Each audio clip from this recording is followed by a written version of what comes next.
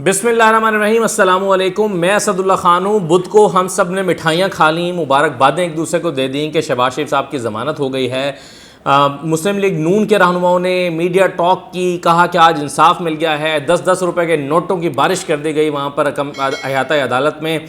ये सब हो गया, और जब ये सब हो गया और शहबाज शरीफ साहब ने अपनी मीटिंग्स फिक्स कर ली, जब शहबाज शरीफ साहब ने अपना शेड्यूल जारी कर दिया कि मैं बाहर आ रहा हूँ तो इन लोगों से मिलूंगा, इफ्तार में ये कुछ खाऊंगा, सहरी में ये किया करूँगा, और अपने कुक से कह दिया कि जनाब मेरे लिए ये खाने तैयार की जाएं। जब ये सब हो चुका तो पता चला कि जनाब ज़मानत तो हुई ही नहीं।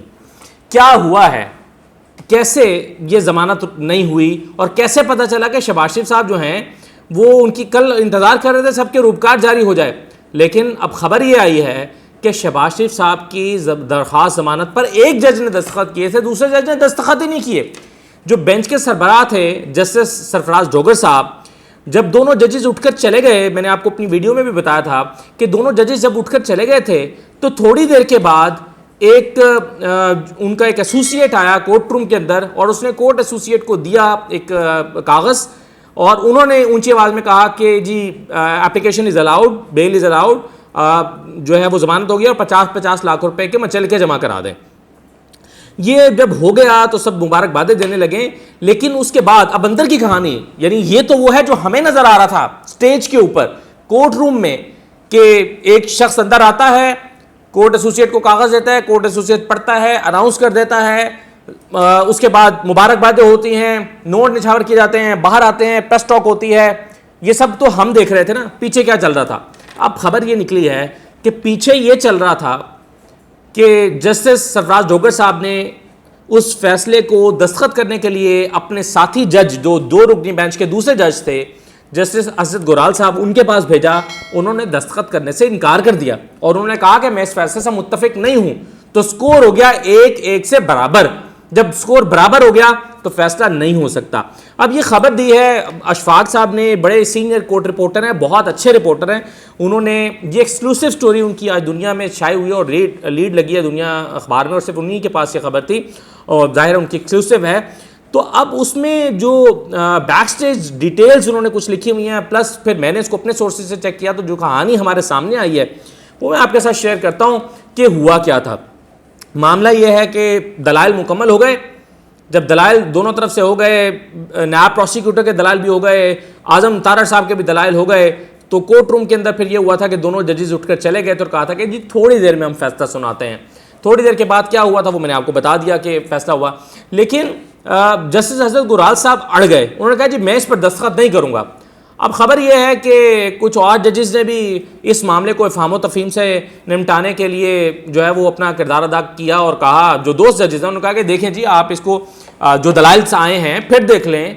गोराल साहब, जस्टिस असद गोराल साहब जो हैं उनसे कहा गया आप फिर चेक कर लें, दोबारा से आप अपने डॉक्यूमेंट्स चेक कर लें, वो जो दलाइल दिए गए हैं उसको एक नज़र देख लें, हो सकता है कि आप कन्विंस हो जाएं और आप इस पर दस्तखत कर दें ताकि मामला इफ़हाम तफ़हीम से निमट जाए।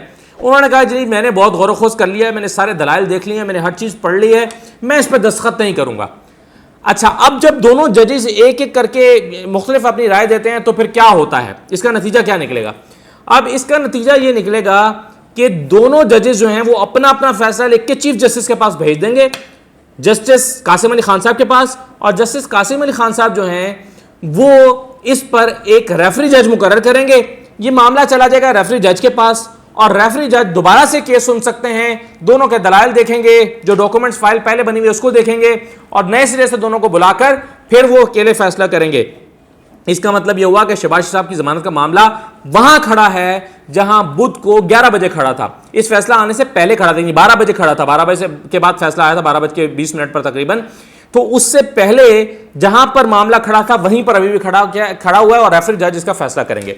उस बेंच का क्या हुआ? जो बेंच 2 रुकनी बेंच मुश्तमिल था, उन्होंने आखिरी समाअत यही की थी जो शहबाज शरीफ साहब की थी। अगले दिन उनके कुछ केसेस फिक्स थे जिसमें उन्होंने डिवीजन बेंच में आकर जो है वो समाअत करनी थी, लेकिन नहीं आए असद गोराल साहब। उन्होंने अपने जो सिंगल बेंच के केसेस हैं वो तो सुने, लेकिन जो डबल बेंच है उसमें वो अपीयर नहीं हुए, और ये बेंच अब टूट चुका है। इससे पहले जो बाकी बेंचेस थे वो टूट गए थे, ट्रांसफर हुई थी पिछले हफ्तों में, मैंने आपको बताया था।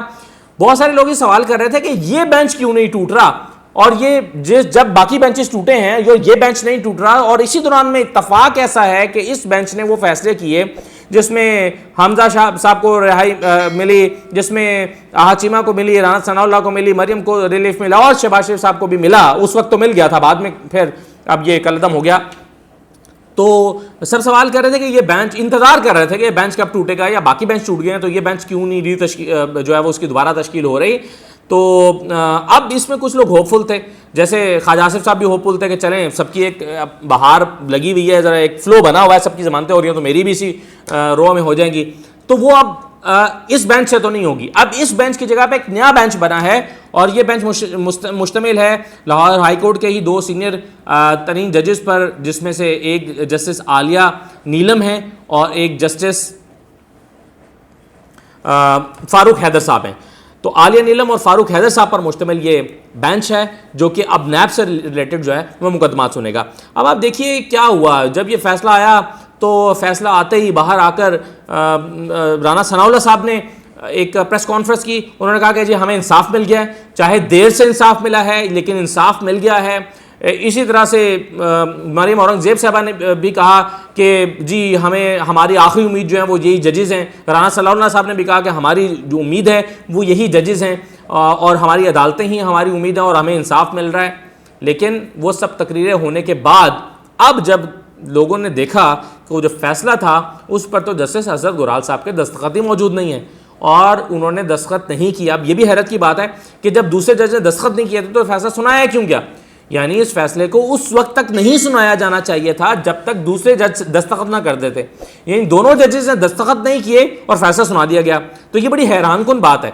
अब ये इस खबर की अगर तरदीद होती है तो जाहिर है कोर्ट के जो PRO हैं वो तरदीद कर सकते हैं कि जी या जो रजिस्ट्रार हैं वो कह सकते हैं कि ऐसी खबर नहीं है। लेकिन बहरहाल ये पूरे एतमाद के साथ मोहम्मद अशफाक साहब ने स्टोरी शाये की है दुनिया न्यूज़पेपर में और इनकी स्टोरीज़ बाउंस होना मुश्किल है क्योंकि अशफाक साहब बड़े सीनियर रिपोर्टर हैं और उसके अलावा जो है वो पूरी तफसील के साथ उन्होंने ये लिखा है। तो हैरानकुन ये है कि दोनों जजेस के दस्तखत आए बगैर ये फैसला जारी कैसे हो गया, अनाउंस कैसे हो गया। अब फैसला अनाउंस हो गया लेकिन रूपकार जारी नहीं हुई। शहबाज शरीफ साहब को अब तक रिहा हो जाना चाहिए था लेकिन शहबाज शरीफ साहब रिहा नहीं हुए।